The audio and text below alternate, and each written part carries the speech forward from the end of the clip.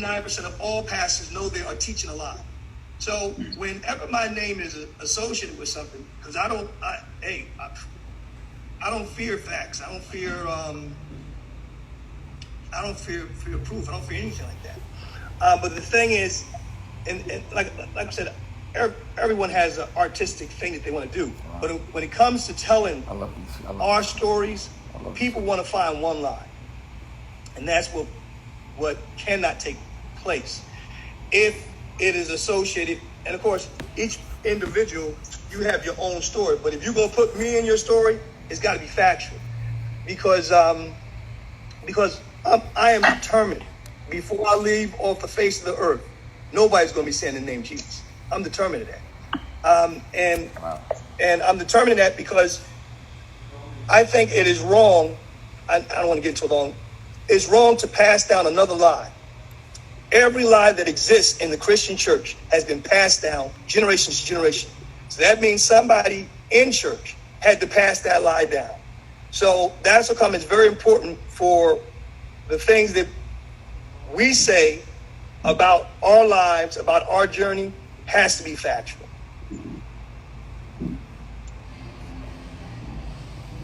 Sorry. No, go ahead, Dan. You have something to say. Well, the bishop is saying some very disruptive things, and it would probably shake up the whole world as it exists today. It's the way our mentality has been controlled by pattern for years, so we all know that can be a dangerous thing.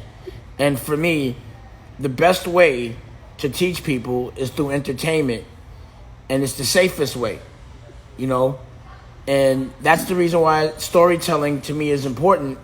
But it's important for us to be telling the story so we can tell the right story.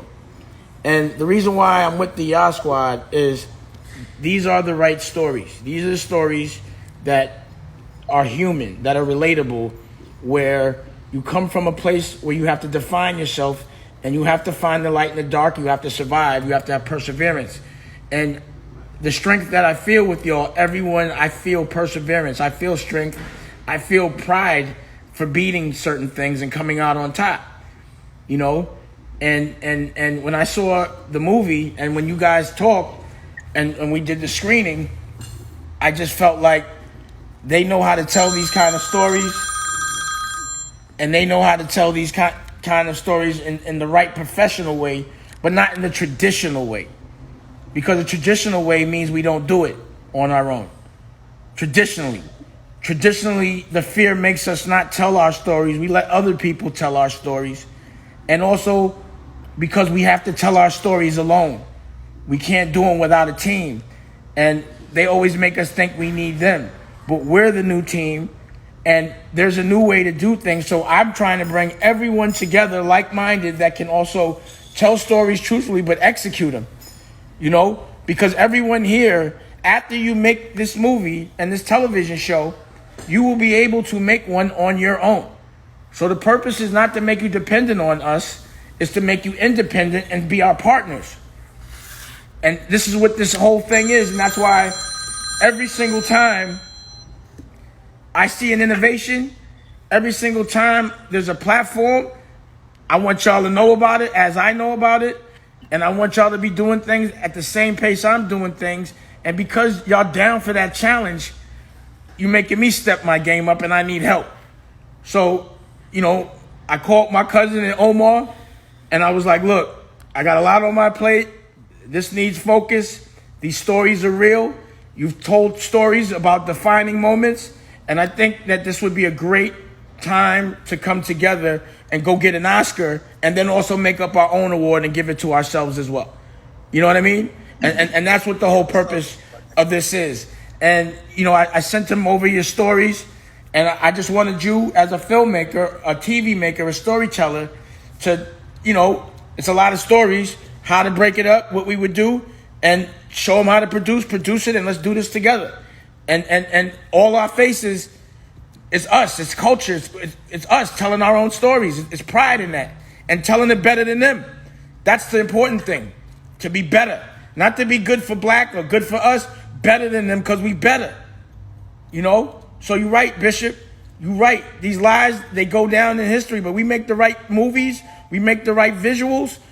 That's what people will see forever, for generations. That's the way we redefine history, through entertainment, because that's the way people that are programmed are controlled.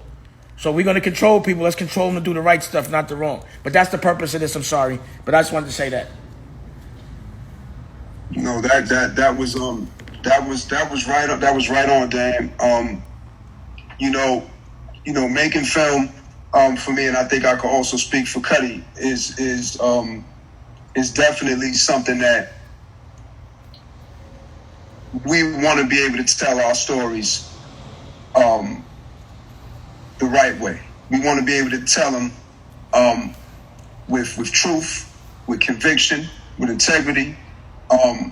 You know, like Dave said, these are our stories. These are the stories that we need to tell. You know, we don't need nobody trying to dictate what it is that, you know, what stories we have. We don't need nobody to tell us how to do that. You know, so yeah, I'm definitely excited to put this together. I'm definitely excited to make this happen. I think this is going to be a really good situation, you know, for everybody that's involved. Cuddy, what you think? Yeah, man, I just want to piggyback off what James said for a minute. There's two things that really stood out. There's power in numbers. You know what I'm saying? As we sit here on this phone call, how you guys put together things so quickly, so professionally. I see the way you follow Bishop. I had to study these things.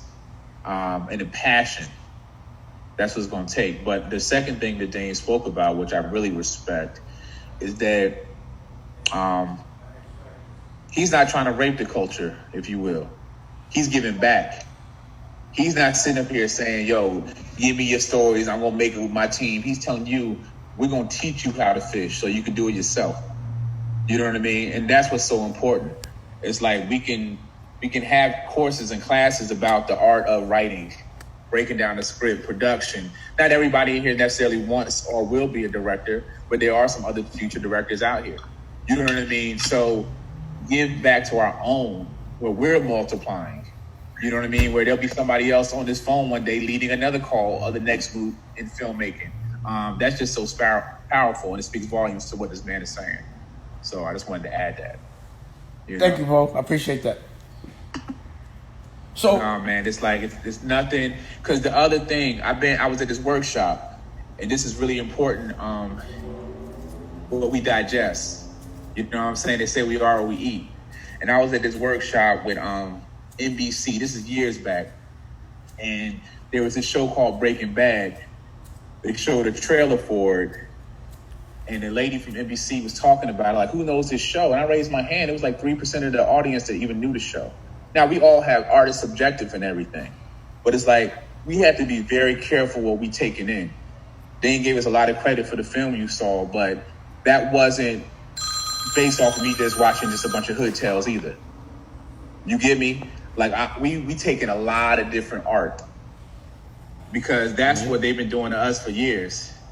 You know what I'm saying? Stealing our stuff and then repurposing it. So the power that we have in these numbers, where I can sit up here and give some resources, read this book, study this, watch this clip, is going to speak magnitudes to the work that comes out of this, because one of the goals is, as a storyteller, you're trying to figure out your style, your signature as we move on. That's what I had to learn. The first film I ever directed, I just was like a template. You know what I mean? I saw someone else, so I did exactly what they did. And then as I move on, I'm like, oh, well, nah, I don't want to do it like that. There's certain things you got to stick to technically. But other than that, you're learning your style. You know what I mean? You think about some of the greatest writers, even if you don't like some people on TV right now, there's a lot of filmmakers I do not like. But when I see something, I know it's their work. Because they have a style. You know their signature. Whether you like it or not, like, oh, that's so-and-so.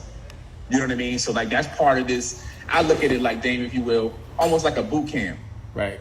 You know what I mean? Where you're going to have a bunch of soldiers, you know what I mean, that's going to turn into lieutenants and be all over the place. Oh, we got writers here, producers here, actors here.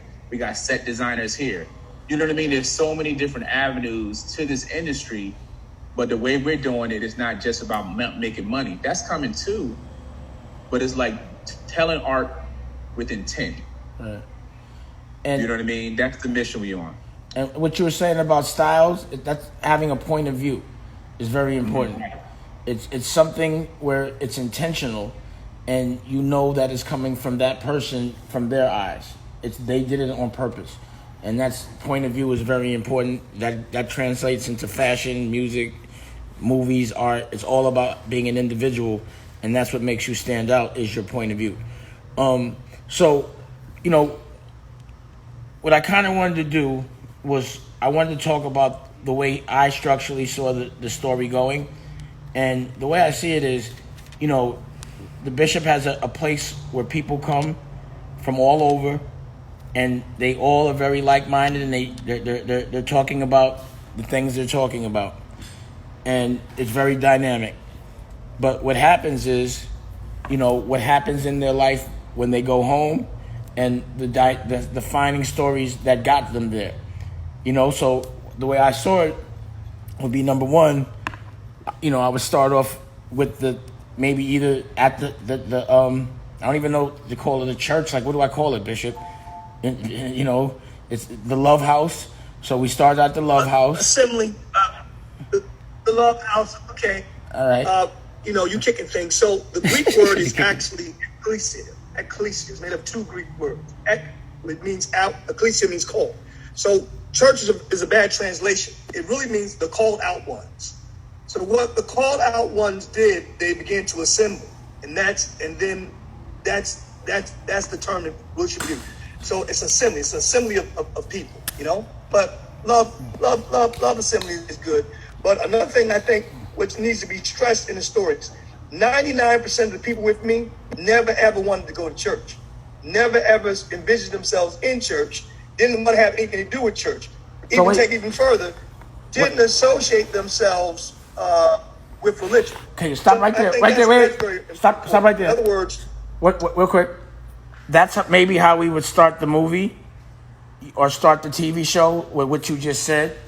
You know, I also like, you know, the way you know, when you get on one, I don't know if it's called talking in tongues or whatever it is, when you get the spirit, you go.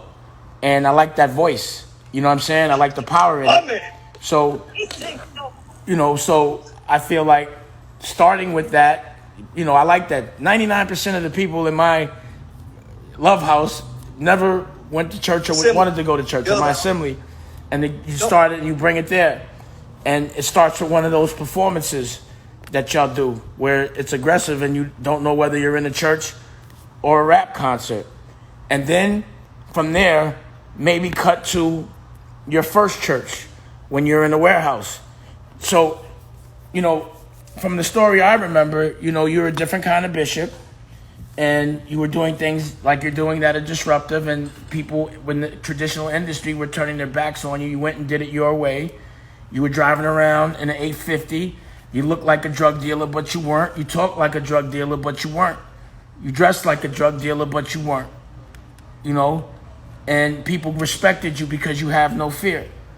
You know, it takes a lot to say disruptive things in a world where everyone's doing the opposite. Like, that's dangerous what you're saying to people that believe in that very hard. It takes bravery to be that disruptive for something that deep. Institution. And showing a little bit of your, you know, your journey, how you met your wife, the whole nine. Bong.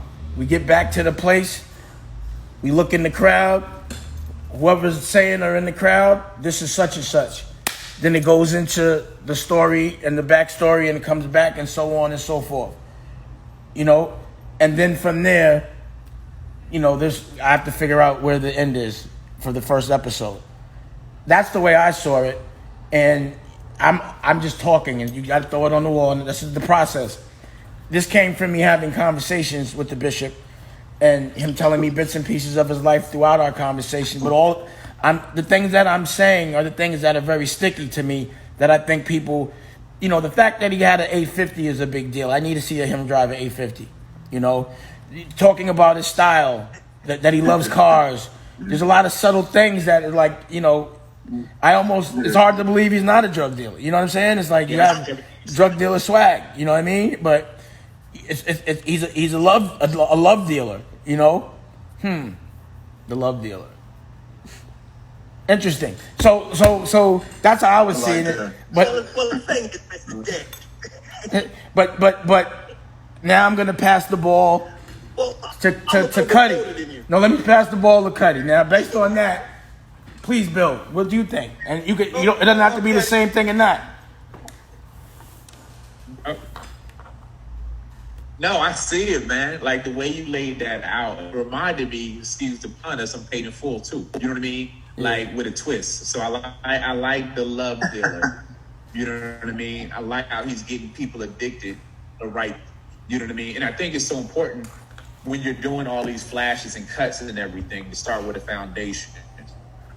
So to your point, if we start with Bishop and a come up, and then later on we segue into different flashes of people in the crowd or whatever, and their stories and their testimony. Right then and there, regardless of my own personal beliefs, watching something like that, now I'm invested, right? Because I think what the focus is, and y'all know this, regardless of where you came from, for the 99% who wasn't with religion, a lot of people I know who weren't with religion initially was because it's too preachy. Right. You know what I mean? So to show people flaws and all, to show the humanity. Me being an educator, when I started education, you know how it is. Kids don't play. And I'm in D.C. But what happened is the kids liked me because the first day of school, I had Kobe's on. So they're like, who is this dude? You know what I'm saying? Like, he ain't got no suit on. So what's up? We're going to give him a chance. Now, if you mess up, then it's whatever. You know what I mean? But that was the bridge. We have to be appealing. You know what I mean? So to see that 850 or whatever, already people are like, hold on, what's this? Exactly.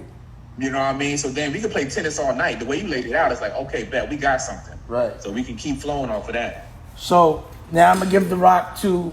Go ahead, Bishop. Let me just do this. Bishop, we're at the part where we would pick the first 3 people's stories that we would tell.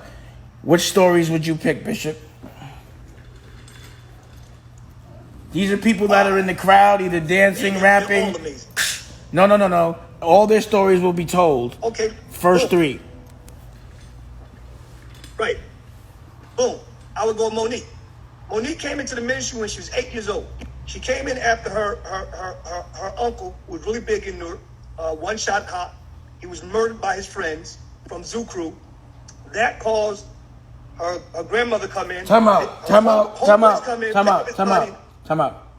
The Zoo Crew?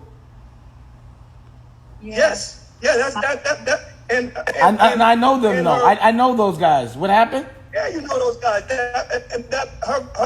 Her father was on one of the meetings that you came on, Phil.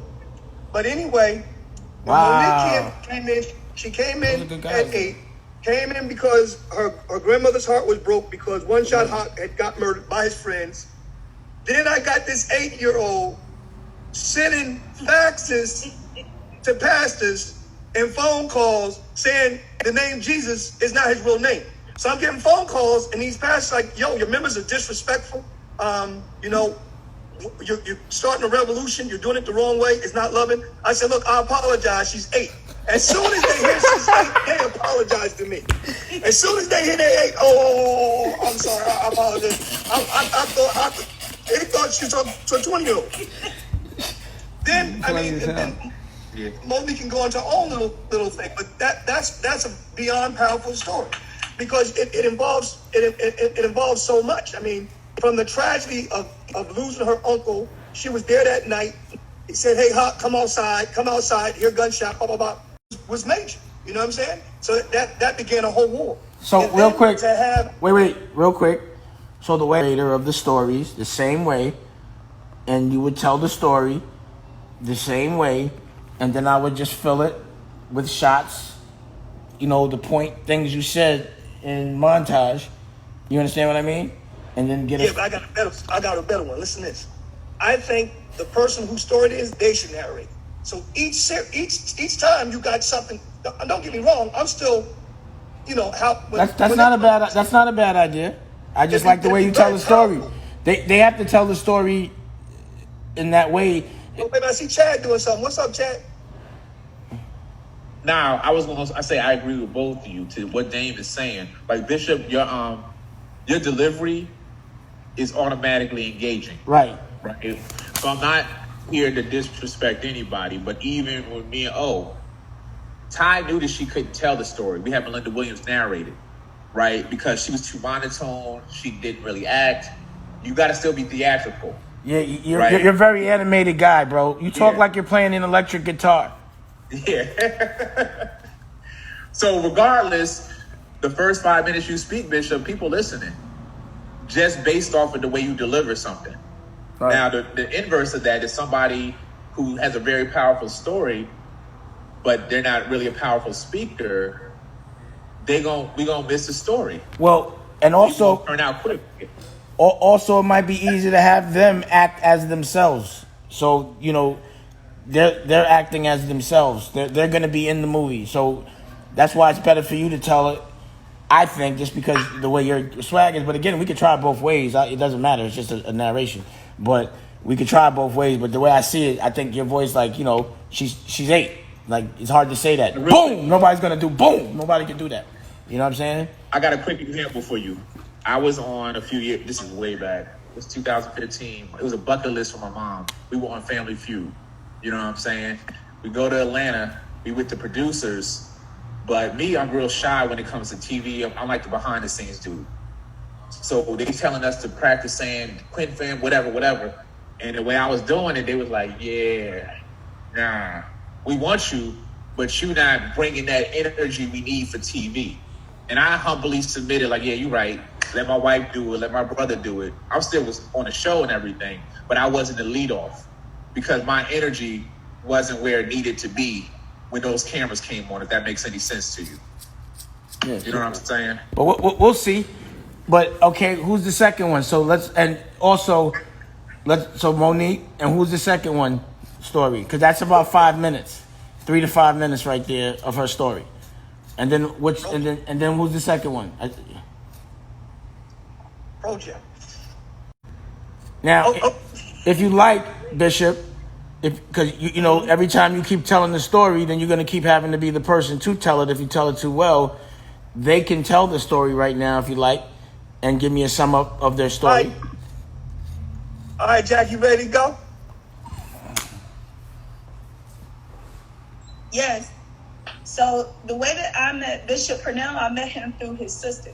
I'm originally from Durham, North Carolina, and I was proud to be from the Bull City. I said that I was going to live and die in the Bull City. I'd never leave the Bull City, but I found myself in New Jersey because I met Bishop, because I met Yahweh. So when I was a teenager, I was going to the Seventh-day Adventist church only because my grandmother went. And I met someone who was in medical school, and they told me, they said, you know what? You should come out to this Bible study and meet somebody that's very powerful. I think you'll like them. I was like, okay. I was like 16. So I go to this Bible study, and I see this tall, slender young lady. And the first thing she did was she hugged me. And I was like, why is she hugging me? And the reason I say that is because of my background. I didn't come from a loving home. I didn't come from a mom or a family that gave hugs or was encouraging. But that immediately struck out for me. And then so she hugged me, and I was just like, oh, wow. So then while I was there, I just felt this power. I felt like I was a small person in a big room. And it just felt electric to me. Still had no idea what was about to happen. So she begins to teach, and what she taught on was about the role of women in the body of the Messiah. So she was breaking the scripture down. Now, mind you, the room was filling up with other medical students. So can you imagine the black excellence? Oh my goodness. People who went to Brown, Dartmouth, Stanford. And I'm telling you, I was still in high school, and I didn't like school. But to be in the midst of so many great people And so I'm In 20 sitting minutes, there, you got Daniel. and I'm just like, yo, this just the spirit was, my spirit was just doing leaps. And so she finished teaching, and then she said, well, we're going to come together, we're going to pray. And so I bowed my head, and so she prayed. Well, when she prayed, she prophesied. Never had a prophecy. Never did, because I never believed in it. I didn't believe in the gifts of the spirit or any of those things. I didn't know what it was. But when she prayed a prayer that I prayed in my house 2 weeks prior. She prayed the answer to everything I asked. And immediately the Holy Spirit said, this is why I called you to be. And I was overwhelmed. And so when I left her and I got back in the car with the other young lady, I said, what'd you tell her about me? She said, I didn't tell her anything. And it blew my mind. But it was the point in my life where I knew I found something I was willing to live and die for. That's why I found my purpose when I heard her and when I met her. So in meeting her, I met Bishop. Bishop was in Israel. And he sent her an email. And what he said was, Yahweh's been dealing with me about your friend. Yahweh called her to be the mouth of the South. Yahweh called her to be that Malcolm X of righteousness. Yahweh said she's going to take the truth and she's going to put her name on it. And all the while, you're talking about a 16-year-old. I didn't believe in my own self. I came from an environment, my mom was addicted to crack, alcoholic, all of those things. And for him to send that word, and then I learned to hear from the Holy Spirit. I learned the power of the anointing. I learned the power of the Ruach. And I was just floored. I was amazed. It changed my life. And I used to get beat up for going to Bible study. You said something very powerful about love addiction. I was introduced to love and I was addicted to it. And I was willing, and still am, willing to die for it. Because it's nothing like it once you encounter it, right? And so every time I went to Bible study, I would get beat up. My mother would beat me down like somebody in the street. And every time she would beat me, I said, Mom, are you done? Because I'm still going. Can I ask a question? People in my family said I was crazy. Yes. Is this the same story, Bishop, that you were telling me, that you had to drop her off and it would break your heart every time? Yeah. And what's so powerful about this is not the story I would have said about her. And I think within everyone here, there are stories. I think that's powerful. Well, because, I'm a little more dramatic. So you know what I'm saying? What I'm saying is but first story, what she picked out. I mean, that was.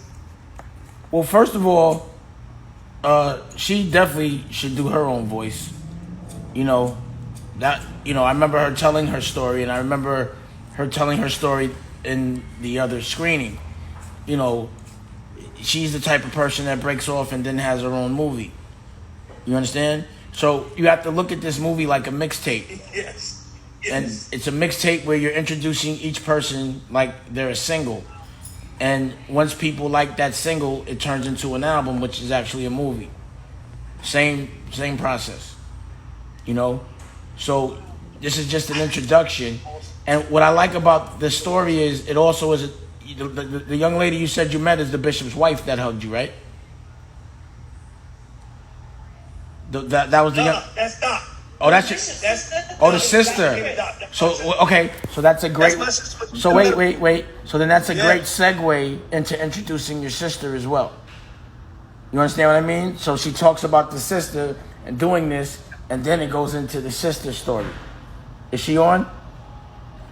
And I want you to say like the way the young lady just delivered that story. is magic for movies. If you can do, and I know you can do it because you have it. You have it.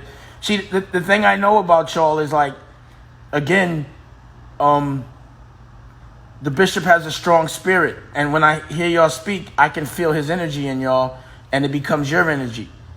You understand what I'm saying? It's like, and that's what focused energy is. You all have the same courage as him. You're all fearless like him. You're all proud to fight, and you're proud of the things that have happened to you because you survived them like a G. But it's so gangster. That's why I'm like, it's like, you're right, it's paid in full, but instead of crack, it's love. This shit is dope. I love it. I love it. So that's 2. Let's get to the next one. Because that's the first episode, you know, we're good. You know what I'm saying? Let me see. This is the next one, okay? You ready? So first... No, you got to introduce them because then you're going to tell the story too good. Let them tell the story. I'm going to tell a double head. No, but then they got to come behind you. You're going to close the show. Don't bully don't bully. Good. All right, go ahead. You got it. Do it. You feel it. Go ahead, do it. Do it. Bishop, yo, this happened last year. I think this happened last year. Not last year, the year before. Yo, Bishop, you home? I'm like, yeah, I'm home, man. He's like, all right, I'm coming in the back. Open up the door. Here's Righteous Ron, blood all up, all cut up. Hey, I was like, yo, what happened? Yo, man, I just got jumped, man. You think I look bad? You should see who I was tussling with, man. I mean, I got some blows in. So I'm like, yo, I'm looking around like, yo, did you bring somebody to my house, man? Somebody following? No, you good, man. Ain't nobody following. I'm like, yo, Righteous, how you get into a fight? Well, I went to the auto shop, man. You know, I see my old boy Mike. I said, what's up, Mike? This guy come up to him, he got a beat. I tell him, yo, it's good. He with me. He didn't take my word, so I had to brawl. And they all jumped me, so I had to hit back. I'm like, Ron, your wife, I think Princess is a principal. She had some conference, and he's supposed to pick her up at the airport. So I said, look, man, you need stitches. I'm taking you to the emergency room. I said, when you gotta act completely hurt. So this brother's all bloodied up. I got him. We come into the emergency room, all bloody and everything, and then we take him on the table. But that's the stuff that, you know, my wait. So now this is the way I see it now. Because I kind of like the fact that you have a point of view and you will tell a different story. And then someone else themselves will tell a different story. You know? So it's cool to have the interaction where you say your thing, what you know about them, and then they go right back and then they go into what, you know, her story is. So you have your story for her, which you told me, how it broke your heart to drop her off. And she has her story from her perspective. It's about perspective. And within that, you get to have a point of view. You know? Yeah, I like that a lot, Dame. I like that. Yeah. So let's get one more. And then we don't want to have overload. We want to, because we could do this for hours. But let's get 20, if we can, just based on this. If this is enough for you to put together a story and you have the specifics and we send you, I feel like we have the episode here. It's just on paper and we could get to it. Righteous, come tell your story. Come on, Righteous, come to the mic and tell your story. And Righteous, you can start from jail. You can start from jail. Oh, wait. Also, one more thing. Also, you saw the way you were mouthing, you were saying what he was saying? Yes. So it would be him speaking, but you would hear your voice imitating him while you're telling his story. You understand what I'm saying? Yep. And then he would go in and tell his story his way. That's not my voice. Here's my voice. Bang. There you go. Go, Righteous, go. Yeah, and by the way, Bishop saved people lives in the street. You know, because when he took me to the hospital, he was picking up my phone call and shutting down and making sure nobody was going to retaliate. Because his crew wanted to retaliate. I'm like, yo, you can't retaliate over church. We're ministry, man. Come on. So I'm calming down his homeboys that want to retaliate immediately. Like, no, I ain't going out like this. Yeah. And another quick story from my brother. I had a brother that I got pistol with, and then Bishop, I called Bishop immediately, you know, because I already knew they went out there on the block with the AK about to spray the whole street up. And if it wasn't for Bishop, they was gonna shoot the whole block up, you know, because he's power rope, you know. So his people's about that, but we really save lives, you know. But my testimony started when I was locked up. You know, I like to talk, so it's 9:17, 9:23, 5 minutes. I'm going to shut it down. You understand? But anyways, I was locked up for selling drugs. You know, I was like, what people don't talk about drug dealers are people that actually been on the streets and live in the streets and wake up every day in the streets, go to sleep, wake back up on the block. They pick up the street. People call it an energy. But when you're in ministry, it because that energy is a spirit. You know? So you gravitate that energy, which now that I'm mature in ministry, it became a spirit. So you gravitate to that spirit where you just become straight up cold heart. You know, you don't care about anything else. And that's a deadly spirit. Because, you know, you're always on go. You know, but anyways, to make a long story short, you know, I got locked up. Got locked up for drugs. Got locked up for guns. They had the helicopter out. You know, they made it seem like it was Scarface. You know, but it was crazy. But anyways, when I got locked up, you know, they took us to the precinct, you know, before they take us to the county. Took us to the precinct. You know, they asked, you know, yo, who's going to take the charges? You know, I'm like, you know what? I'm good. Put all the charges on me. You know, because when I come home, I'm going to be good. You know? But they asked, you know, they ain't locked up. They ain't give nobody the charges. All right, here we go. They ain't say nothing. Long story short, quiet. Ended up getting locked up. I have tattoos that's not gang related, but it could be taken as if it was gang related. So they brought me to the blood unit, which I always used to be for blood. You know, back in the days, I used to be for blood back in the days. Then I touched the blood TV. Once I touched blood TV, they came up at me. You can't touch this TV. Disrespecting my manhood, you know. Thanks. Felt real bad, you know. Ended up getting jumped because I wasn't going to allow that to slide. Little did I know, there's a scripture that says all things work together for good for those that believe. You know, and sometimes you might be in a situation where it's bad, but you already know how to turn it around. Ended up going to another blood unit. Governor, come on, knock it off. You know, I don't even roll with these bloods like that. I already know the type of vibe I'm gonna get once I'm in there.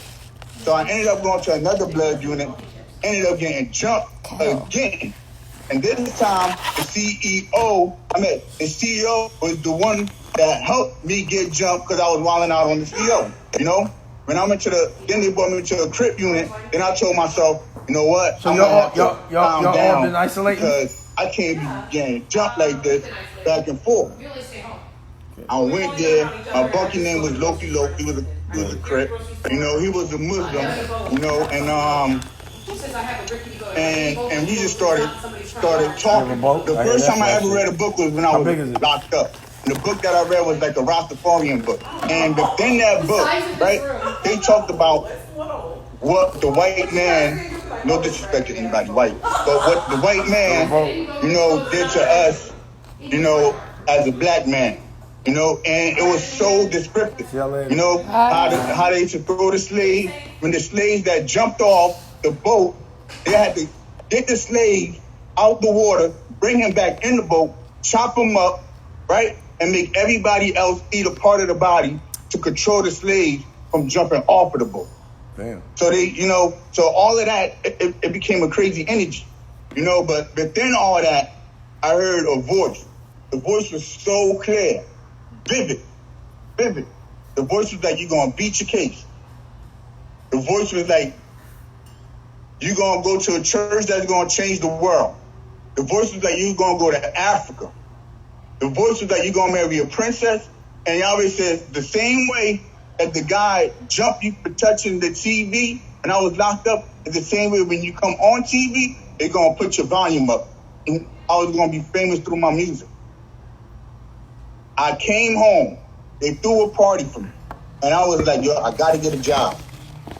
My lawyer came with like, if you don't get a job, ain't no way you going to be able to beat this case because y'all, they lining all of y'all out. I come home, get a job. A friend of mine invited me to church. At the time I was doing the same thing you was doing. I rolled up my blunt, went to church, and Bishop prayed over. And he made me cry. He made me cry because And he wanted to fight me because of it. He wanted to fight me because I made him cry. I'm like, yo, what's up? What's up? I just prayed for you, dude. Why you make me cry? I'm like, what? What, Ron? Yeah, you know? And he made me cry. Right now, I beat my case, and I ain't have to snitch, no disrespect. I ain't have to snitch because y'all already told me I was going to beat my case. I went to Africa with Bishop 3 times. 3 times. I married my wife, Princess, which is the principal. I go to a church that we are changing the world, even as in right now. Even as in right now. And I got all, when I was locked up, I was, when I was calling the homies at the time, they was like, yo, we gotta get him out of jail. Yo, he's talking crazy. It ain't making no sense. But I'm like, yo, man, I'm gonna change my life around. Even though when I came home, I wasn't selling drugs no more, but I was doing robbery, But at the time, I didn't know how all of that was going to connect. I didn't know how all of that was going to connect. I had to get that job. I had to be invited in the church. And then when I went to church, only thing Bishop was talking about, we going to change them. Yo, Bishop been doing this for years. Saying the same things for years. We going to change the world. We going to change the world. We going to change the world. Once he said that, I'm like, oh, snap. I remember. Yahweh told me that I was going to go to a ministry that was going to change the world. But I'm over 1 minute, though. Your boy righteous. So that was perfect because it's enough. It's everything. I think it's relatively easy, and we don't have to go get actors. We don't have to get locations. We got the cameras. All we got to do is structure it and do this, and do it calmly. Not do too much at a time. Let's say that's first episode. So if you guys could, what do you think? How do we? What's next steps now? And then we just close it up so we don't get overwhelmed. And we get to the next episode. Agree. I think that the next step, now that we got the 3 episodes, like you said, it's just about the structure. Even tonight, I felt like a student, Dame, listening to you and your process. And then Righteous was the last one, right? Yeah, man, I like you. I like all of them, man. Like I'm visualizing as they're talking. Yeah. And you speak with intention, but then you go side rail for a second. It'd be funny if Bishop even started your story. Yeah. And then we would mind like, nah, I didn't even like that. This is how it really went down. Yeah. I like the back and forth. I like it because it was so natural between the two of them how they just went back and forth. It just felt good. It felt really good. Yeah. So this was a great way to start. Like you said, it's just now I got to go back because I don't like Dame like everybody that shared. I don't take anybody's stories lightly. Right. So I'm not gonna lie to you. Like I read through everything thoroughly. Now that I can go ahead and focus on all right, let's look at these first 3 first. You know what I'm saying? And then break out what that looks like. And we talk about a TV show. We talking 30 minutes. Okay, we need 3 to 5 minutes here. Bam, boom. Exactly. You know what I mean? And then we knock it out. Bomb. Yeah, we got something here. We got something. Easy work. And it's not gonna be acting. They just telling their story. That's all. Yeah. You ain't gotta act. It's gotta be you. That's the best stories. It's authentic. It comes from a real place, and it got enough gangster stuff in it. But again, the love dealer. You like that? What we call it? The love mafia. What do you call that? But anyway, but I do want to keep the word love in there because that's what he defines as the religion. If you say, what do you call it? He says it's not Christianity. He calls it love, and then he moves on. He don't even want to name it really. It's energy or spirit. Spirit. I like that. I like that part. All right. So this was very productive, and excellent. Honestly, this is I've sat in writing rooms, and it's not this easy. They usually make it very difficult. But this was one of the easiest and clearest sessions I've ever had. Very professional. Y'all had everything. I mean, I actually saw the movie. I saw it. Now, what's so deep is I don't think those 2 wrote their stories. Monique, you didn't write your story, right? Not yet, no. So you got to write it, and Ron, you got to write yours. Proji already wrote hers. so we can get that to you as soon as possible. What, tomorrow, you guys? Monique, Ron? Tomorrow, right? Definitely. Yeah. Yep. Cool. Now, I just have So a the question stories you have, for How much time we got? It's time. yeah, what's your question, Monique?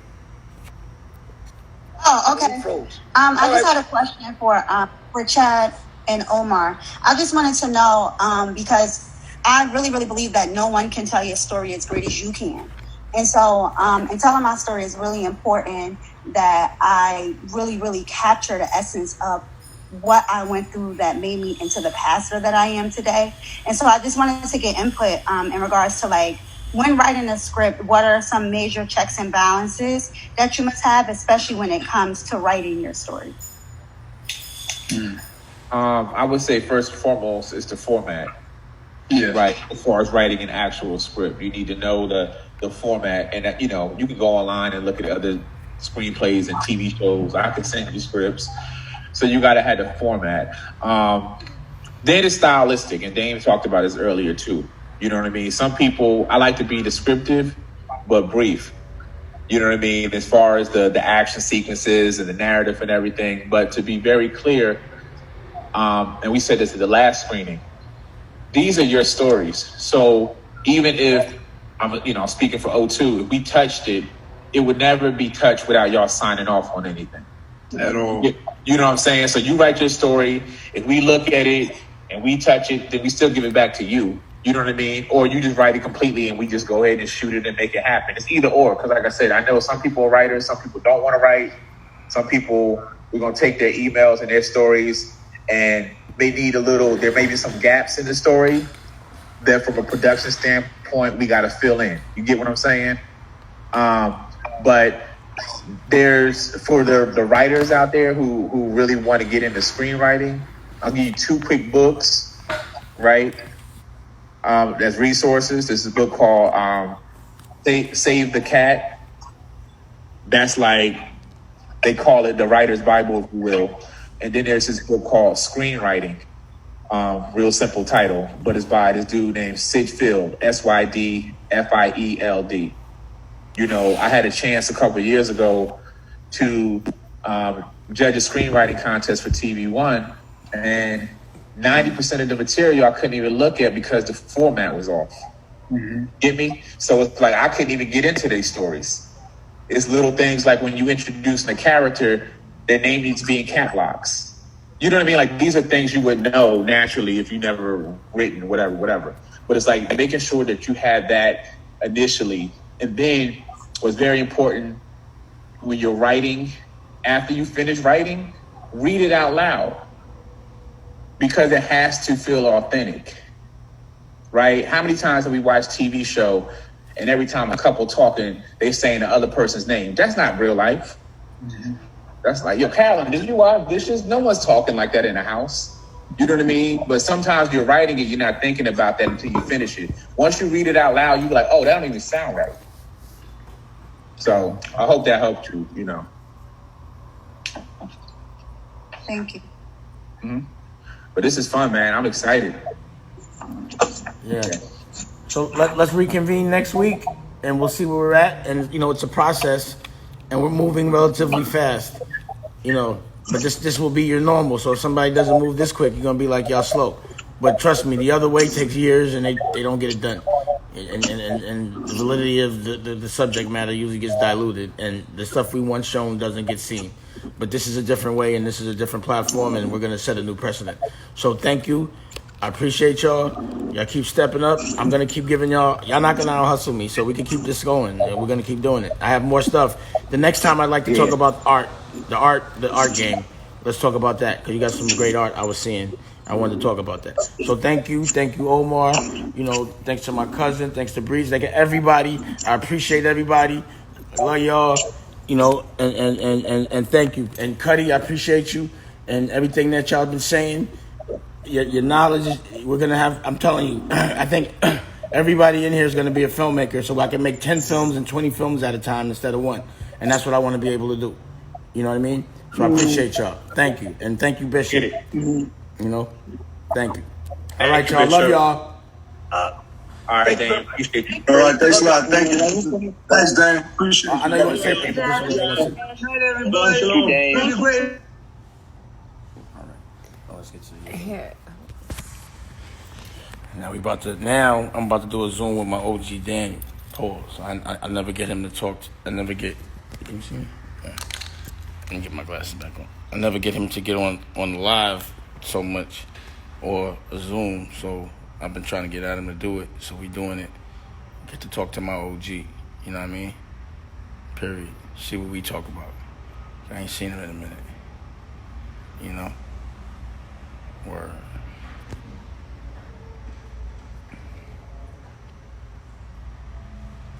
But as you see, the whole thing is to be productive all day, to be chipping away at the dream all day, doing things, helping others all day, you know? And I'm not just talking about it, I'm gonna show you. I'm not gonna hide the plug. I'm not gonna hide the sauce. I'm not gonna hide the formula.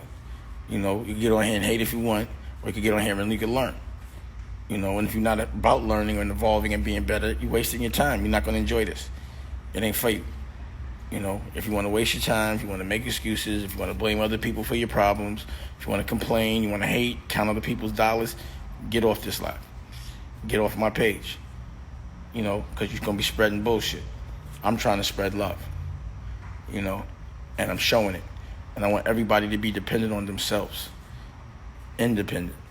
Independence is priceless. You know, it's the ultimate security.